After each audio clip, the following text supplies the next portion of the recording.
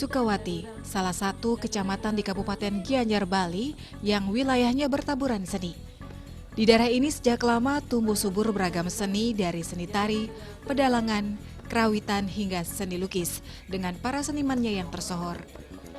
Regenerasi seniman pun terjadi dari masa ke masa. Salah satu seniman lukis generasi 1970-an yang namanya sudah cukup terkenal adalah Imade Galung Wiratmaje SSN. Asal Banjar Babakan, Sukawati. Banyak karya yang telah dilahirkan suami Ninyoman Sumiartini ini. Pameran karya telah pula dilakukan, baik di Bali, luar Bali, bahkan luar negeri. Pemirsa, seperti apa perjalanan kesenimanan ayah dari Iputu di Hajamana Miga dan Ikadek Cisaguna Miga ini? Mari kita simak dalam tayangan Taksu Bali TV berikut ini.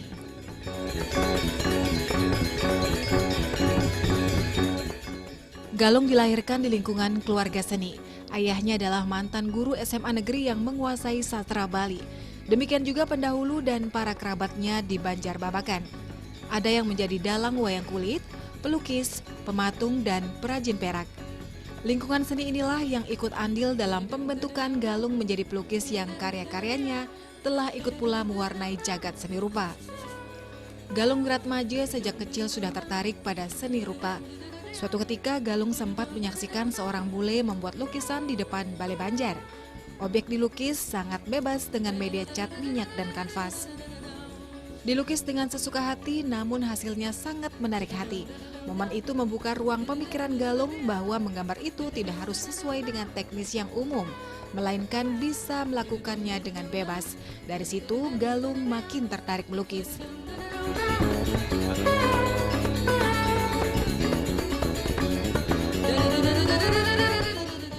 Terlebih di lingkungan Banjarnya tumbuh subur aktivitas seni. Ada yang membuat gambar wayang di media kain aneka warna dengan menggunakan warna emas atau prada. Ada seniman wayang kulit memproduksi wayang dan mewarnainya. Ada pula pelukis membuat karya bercorak tradisional dan pematung membuat karya berkisah epos Mahabharata dan Ramayana. Situasi dan kondisi lingkungan yang seperti itu memberi pengaruh yang sangat kuat dalam proses berkeseniannya dan membentuk menjadi seorang perupa. Kenapa saya sampai tertarik dengan menjadi pelukis, tertarik dengan lukisan? Awalnya memang lingkungan salah satu faktornya. Orang tua juga senang dengan sastra-sastra Bali seperti itu. Saya kira ada pengaruh yang kuat juga.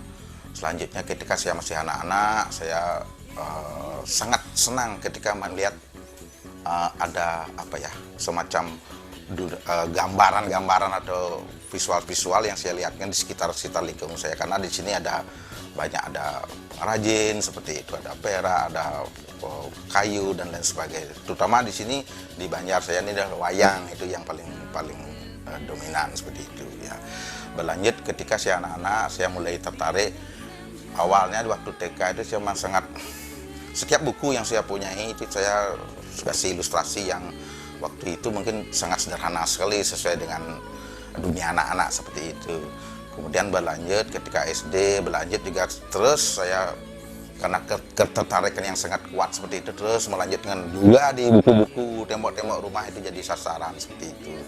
Lanjut ke SMP itu saya sudah melihat ada semacam, saya sudah paham bahwa ada di Bali itu ada lukisan gaya tradisional seperti itu. Saya ketika pulang sekolah saya lihat papan-papan nama di rumah seniman, ada painter-painter tradisional painting seperti itu. Itu mungkin membuka wawasan gambaran tentang saya, tentang lukis, bahwa seperti ini ya lukisan Bali itu seperti itu.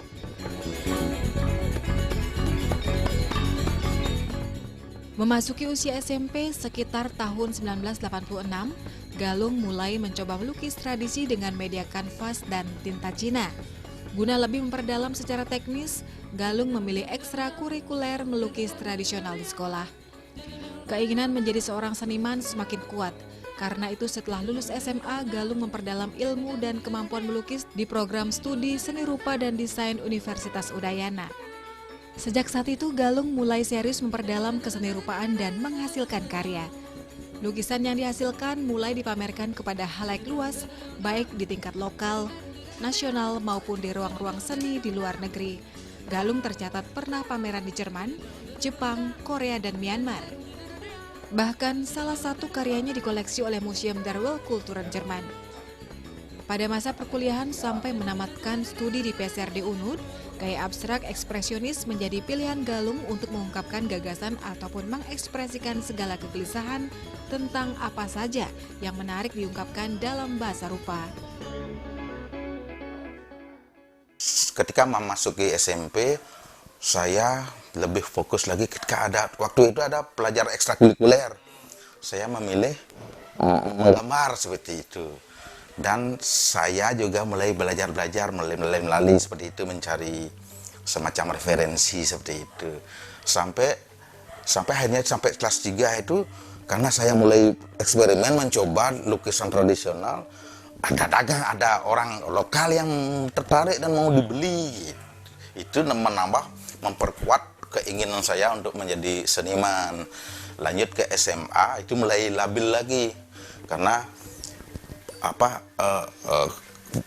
pengaruh-pengaruh di luar seni lukis Bali itu mulai ketika saya melihat poster-poster film yang sedikit agak bernuansa grafis seperti itu, yang saya mulai tertarik buat bikin ya ilustrasi seperti bikin desain seperti itu. Akhirnya ketika keputusan kita karena cita-cita itu ya, akhirnya saya lebih fokus untuk melanjutkan ke seni rupa seperti ini. Saya tidak tahu di mana itu karena kita bukan SMSR, kita tidak tahu kemana gitu. Itu emang SMA ya? Ya SMA, saya bukan ya. Nah SMP sudah tertarik. Ya. Di SMA gimana? Karena labil, sangat ada pengaruh-pengaruh lain seperti itu. Saya mulai karena mulai sedikit tidak fokus lagi gitu. Karena zaman itu pariwisata sedang bomnya, saya juga tertarik ingin terlibat bekerja di dunia pariwisata seperti itu. Zaman itu mungkin satu kelas itu sampai 50% melanjutkan ke pariwisata seperti itu. Tapi karena saya ingat semacam endapan memori seperti itu, saya akhirnya mencari-cari gitu. Zaman itu kan di sini ternyata ada PSRD itu. Akhirnya saya daftar di sana dan mendaftar juga di pariwisata seperti itu. Keduanya dapat, saya bingung lagi harus melanjutkan di mana. Akhirnya kita ke PSRD Universitas Udayana dan menimba ilmu di sana dan banyak belajar. Saya memang jurusan lukis, seni murni ya. Tahun 91. Prodi awal saya benar-benar merasa tertinggal gitu. Saat ketika dia lulus kan ada tes keterampilan lagi, saya benar-benar merasa minder seperti itu karena banyak dari yang jebolan SMSR itu bersaing dengan kita. Itu saya tapi karena saya memang selalu mencari informasi, belajar, akhirnya ya bisa. Mulai pameran karya itu saya pertama kali di Art Center kan seputaran itu aja, Museum Bali, kemudian di Museum Sidik Jari Ngurah Gede Pemecutan, kan itu saja awal-awalnya ruang yang bisa kita manfaatkan sebagai mahasiswa. Kebetulan saat itu Art Center kan benar-benar terbuka untuk wisatawan asing, kita melihat banyak kan. Dan saat pameran itu pernah terjadi transaksi di sana. Saat itu abstrak ekspresionisme itu benar-benar menginfluen yang itu yang diperjuangkan, yang dikibarkan oleh mahasiswa-mahasiswa ada seniman ya Bali yang studi di Yogyakarta, di Yogyakarta kan seperti contoh Sanggar Dewata itu benar-benar menginfluen saat itu, karena ternyata kita di Bali juga ya tersedot kekuatan itu, dan awalnya seperti itu. Akhirnya kan masing-masing akan mencari ya identitas sendiri, waktulah yang diangkat. Cukup lama pria kelahiran 31 Maret 72 ini bertahan dalam gaya abstrak. Dari tahun 1993 hingga 2006, proses yang digumuli menuntun Galung merambah berbagai kemungkinan baru dan mengalir lebih dekat ke bentuk-bentuk yang lebih baru, yaitu gaya lukisan lanskap. Galung larut dalam corak lanskap yang lebih berpeluang dalam mengangkat isu-isu lingkungan yang sedang hangat saat itu. Atas dukungan dan lecutan Thomas atau yang lebih dikenal dengan Wayan Sukre, seorang pengamat seni rupa, kritikus seni rupa, dan kurator seni asal Jerman, Galung berpameran tunggal pertama tahun 2006 yang bertajuk Landscape di Santrian Art Gallery. Setahun kemudian berlanjut dengan pameran tunggal bertajuk Silent Nature di Ganesha Gallery Four Seasons Resort Jimbaran. Sebenarnya saya tidak fokus untuk identitas, itu hanya melakukan aktivitas sebagai seorang seniman, melukis, yang lihat pameran, baca-baca buku, seperti itu saja. Saya tidak pernah khusus, saya harus seperti ini. Dia akhirnya karena proses, dia akhirnya terbentuk sendiri. Oh, senangnya saya di sini. Oh, senangnya ada pendalaman di sana.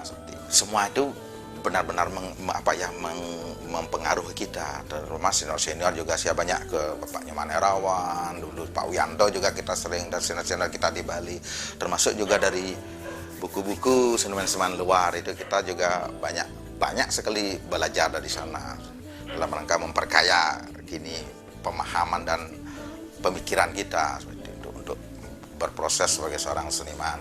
Sebenarnya saya awalnya adalah abstrak ekspresionis, seperti saya katakan, berlanjut ke periode yang ke landscape, lebih ke, walaupun tetap dalam gaya ekspresionis, tapi lebih mengarah ke corak landscape. Ketika saya sampai pada pameran tunggal kedua kali itu di corak landscape itu, kurator saat itu Thomas Freitag mengintervensi saya dengan sangat keras sekali bahwa ketika dengan karya ini Anda sudah stagnan, Anda sudah tidak ada perkembangan lagi, sebaiknya Anda harus sedikit melangkah. Bahkan dia benar-benar mengejek saya luar biasa, saya sampai sempat hubungan itu sampai tidak bagus. Saya benar-benar jengkel, dihina, seperti itulah. Artinya itu kan dalam rangka mensupport saya untuk berubah seperti itu. Hanya karena jengkelnya saya melukis figur. Kebetulan figur pertama yang saya lukis itu dia, Bapak Thomas almarhum itu, saya lukis dengan Bapak Sukro, dengan kejengkelan saya tulis langsung di sekitarnya, di lukisnya itu. Kemudian ketika saya dalam proses melukis, Pak Sukro datang ke saya, sembunyikan kan, saya merasa tidak enak kan, saya sembunyikan lukisannya, saya tidak perlihatkan ke dia, tapi dia juga bongkar-bongkar, ketemu ini siapa? Ini bukan, saya jawab, ini bukan siapa, ini cuma figur imajiner. Tapi teman-teman bilang, ini kamu dong, ini kamu dong. Hanya dibaca itu kata-katanya semua. Saya juga merasa malu saat itu. Bagus, dia bilang bagus. Saya sendiri, apakah bagus? Dia merasa tersinggung, kan ada perasaan gitu. Ya, hanya dengan itu saya meloncat langsung ke figur nih. Mungkin itu menjembatani kejengkelan awalnya itu. Kalau tidak seperti itu mungkin saya tidak berubah. Nah, perlu yang saya ceritakan, ketika Galangkangin komunitas saya pameran di salah satu galeri di Ubud, saya di-delete. Bayangkan, saya tidak disertakan dengan alasan tidak lolos seleksi. Padahal Thomas langsung, tidak lolos, padahal karya saya teman-teman kan sudah pameran tunggal. Itu lagi tantangan benar-benar, saya bikin kesan baru itu biar saya merengek-rengek ke dia, memperlihatkan. Hanya karena ada usaha mungkin dilihat, ya kita dimasukkan sedikit. Yang pameran tunggal pertama kali di Gria Santrian, karena kebetulan saat itu yang kenal dengan Thomas Freitag alias Wayan Sukre, nama Balinya. Beliau benar-benar banyak membantu kita untuk proses pameran seperti itu. Kemudian berlanjut ke Ganesha Gallery di Jimbar di Four Seasons Resort. Selanjutnya kemarin tempo hari baru kira-kira tahun 2019 nih, yang di The Oberoi, ada art space di sana. Kebetulan juga kita dibantu sama Bapak Adriano Ricard, dia seorang pecinta seni juga yang mengajak kita untuk pameran di sana. Selanjutnya ketika Covid ini, saya karena tidak bisa semua serba terbatas, saya manfaatkan ruang ini untuk pameran yang bersifat virtual untuk solo exhibitionnya, stay at home.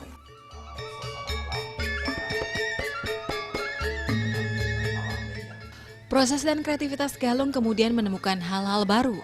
Setelah larut pada gaya lanskap, Galung menghadirkan figur-figur dalam karyanya tanpa meninggalkan jejak ekspresionis ataupun lanskap yang terlebih dulu digumuli. Figur-figur tersebut tampak dominan diekspos dari belakang. Awalnya figur yang dilukis adalah orang atau tokoh tertentu dengan pertimbangan tertentu pula. Kini sosok itu dihadirkan tidak mencerminkan ataupun merujuk siapapun.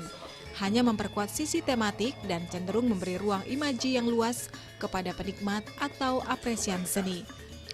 Lukisan abstraksi figur-figur ini sempat dibuatkan pameran tunggal bertemakan facing reality di The Oberoi Art Space Kuta Bali tahun 2019. Ketua kelompok perupa Galang Kangen ini mengatakan selama terus berproses, kreativitas selalu akan memunculkan kemungkinan-kemungkinan baru atau akan kembali kepada proses yang telah dilalui dengan melakukan eksplorasi yang lebih mendalam lagi. Karena itu tak menutup kemungkinan Galung akan melompat ke bentuk-bentuk lain.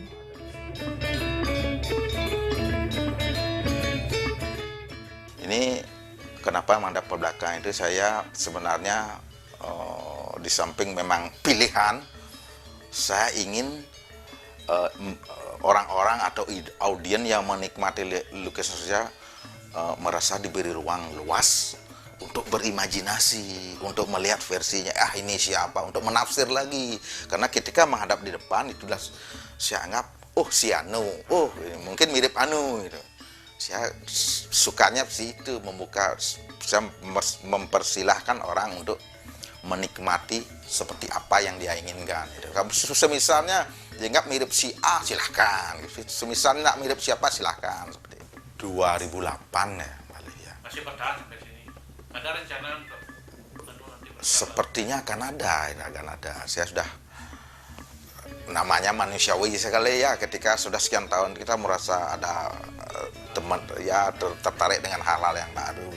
Kebetulan ketika Spino pergi meninggalkan kita, teman-teman mempercayakan Tiang untuk ya memimpin mereka gitu. kan terbentuk tahun kapan itu? Galang Kangen terbentuk tahun 1996, itu dimotori oleh sebagian oleh mahasiswa Universitas Udayana PSRD dan sebagiannya dari STSI Denpasar, ketika itu masih STSI ya. Sudah eksis sampai sekarang. Ya mudah-mudahan bisa eksis terus. Ya. Ada dari luar Bali, tapi mereka anggota itu memang kuliah di SSI ya.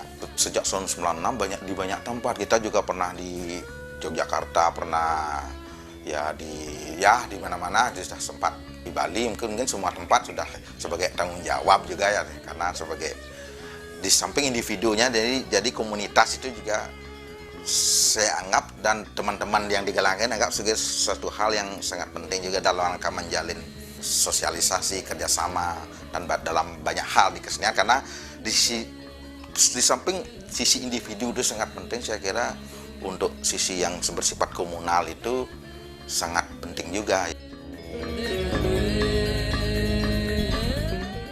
Galung berharap seni rupa Bali terus berkembang mewarnai kancah seni rupa dunia. Karena itu pematangan diri penting dilakukan agar melahirkan karya yang berkarakter. Dukungan pihak terkait penting ditingkatkan, terutama dari pemangku kebijakan, dengan membuka kesempatan selebar-lebarnya kepada seniman untuk mengekspresikan potensi seninya.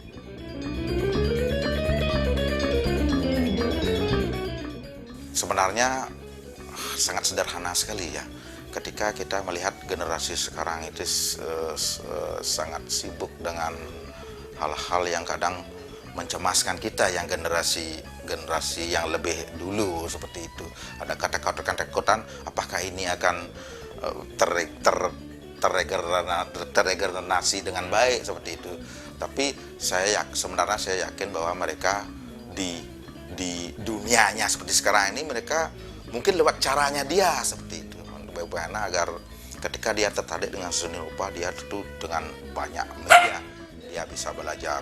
Ya, dengan media dia banyak belajar dan banyak pilihan, banyak referensi seperti itu. Dan kita ini yang sudah lebih dulu itu saya rasa tetap mengarahkan, dan membuka ruang yang lebar untuk mereka melanjutkan dari sisi mana semestinya Bali itu diterjemahkan, dilanjutkan, spirit bisa, visual apapun itu saya rasa itu memang tidak perlu dilakukan dengan paksaan, karena sejatinya ketika dia melakukan apapun berkesenian itu nafas Balinya itu akan muncul dengan sendirinya, karena dia sejak lahir sudah berlarut di budaya, di masyarakat, itu akan terlahir. Tapi kentara ataupun tidak itu kan masalah lain, tapi tetap ketika dia mengangkat lingkungan sekitar dengan segala isu-isunya itu sudah Bali seperti itu.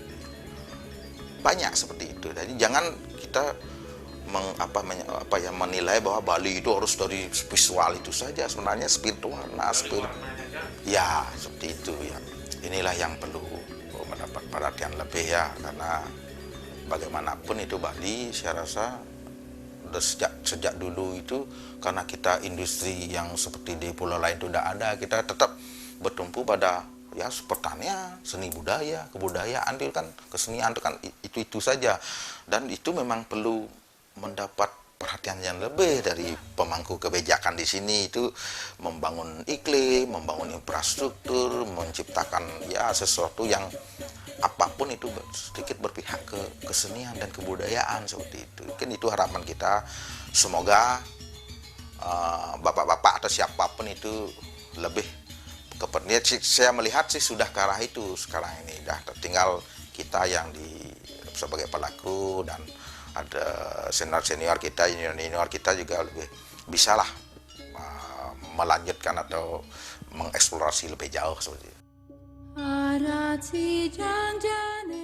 Capaian kekaryaan Galung Wiratmaja mendapat apresiasi dari Hartanto, seorang budayawan dan pecinta seni. Menurut Hartanto, Galung rajin berproses dan berkarya. Aktivitasnya tak pernah berhenti.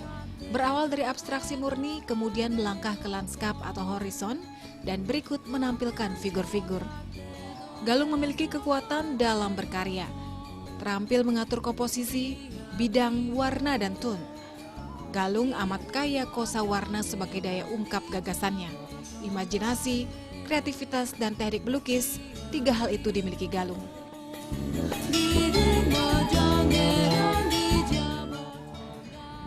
Selamat malam. Saya mengenal Bli Galung sudah lama. Ketika beliau bersama almarhum Made Supena bergiat membangun komunitas, yakni Sanggar Galangkangen.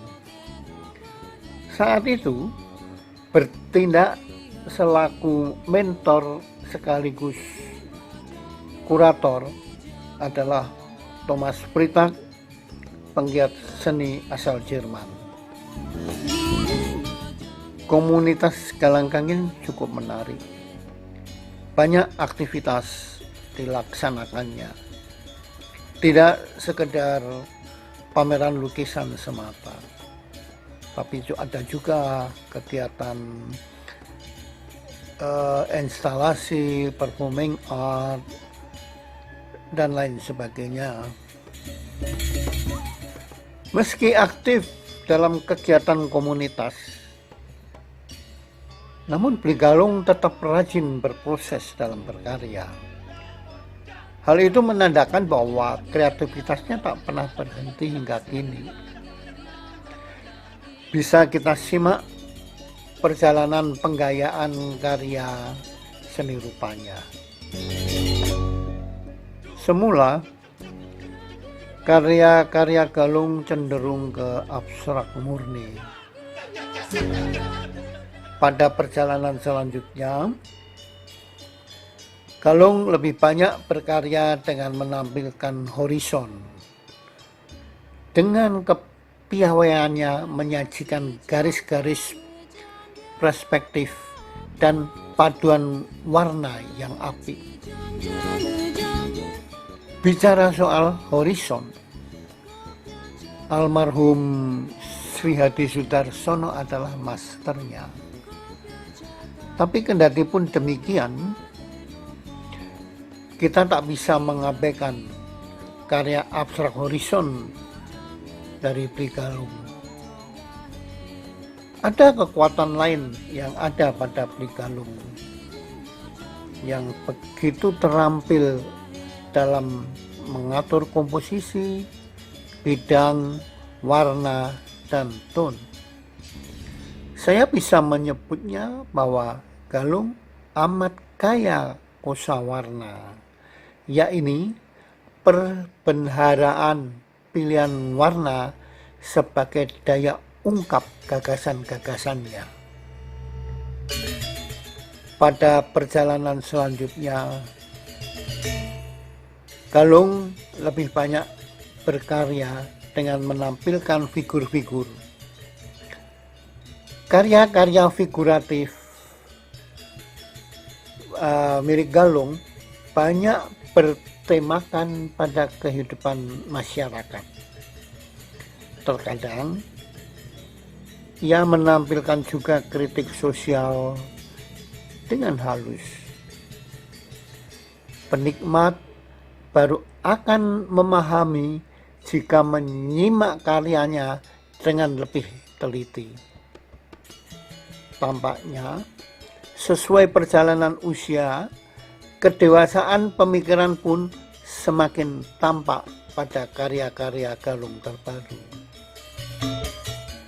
Saya barusan berbincang dengan sahabat saya, Putu Fajar Arjana, sastrawan yang cukup dikenal pada tingkat nasional. Pada perbincangan itu, ada pendapat Putu Fajar yang menarik bagi saya. Beliau mengatakan, seorang penyair harus memiliki 3 hal yang amat penting, yakni imajinasi, kreativitas, dan keterampilan berbahasa. Nah, memetik dasar pemikiran Putu Fajar Arjana tersebut, maka sebagai seorang pelukis mesti memiliki 3 hal juga, yakni imajinasi, kreativitas, dan keterampilan teknik melukis. Dan Galung memiliki ketiga hal tersebut. Galung memilih jalan hidup berkesenian mendapat dukungan penuh dari pihak keluarga. Istrinya Ninyoman Sumiartini berharap Galung makin kreatif dalam berkarya, sehingga menghasilkan karya yang membanggakan dan mampu menopang ekonomi keluarga.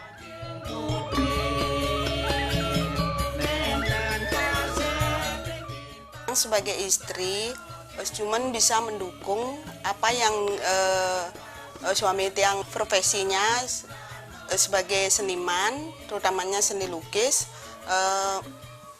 Yang sebagai istrinya cuman gini mensupport aja, mungkin dari kegiatan yang dia lakukan seperti pameran gitu kan, Tiang cuman mensupport aja biar dia bisa ikut pameran di luar Bali kayak kemarin Niki itu. Nanti biar bisa juga mendorong anak-anaknya untuk bisa mengikuti karirnya, terutama di pendidikannya biar bisa sukses gitu. Pemirsa, demikian perjalanan kesenimanan Galung Wiratmaja. Semoga karya-karyanya selalu menginspirasi.